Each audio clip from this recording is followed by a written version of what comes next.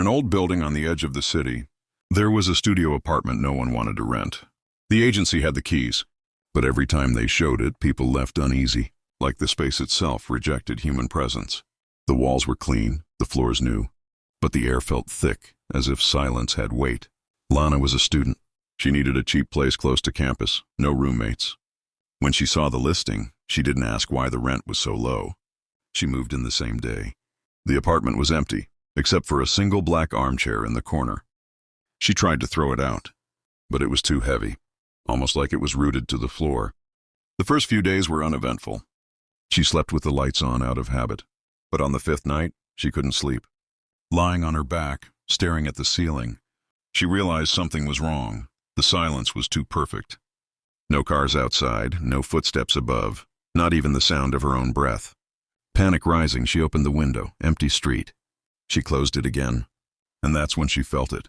Someone was sitting in the chair. She turned. The room was empty, but not really. Something invisible pulsed from the corner, like a gaze pressing into her skin. She backed out of the room and slept in the hallway. The next night, she forced herself to ignore it. "It's just stress," she whispered. Nothing more. She turned off the light. At exactly 3:17 a.m., a whisper woke her, but not in her ears, in her mind. Sentences without meaning, but full of emotion, grief, endless crushing grief. She scrambled to turn on the light. Dead. Her phone, black screen. And then she noticed it. A small door behind the armchair. Like a crawlspace hatch. It creaked open on its own. From the darkness, something watched. No eyes, just the absence of light, a living shadow leaking into the room.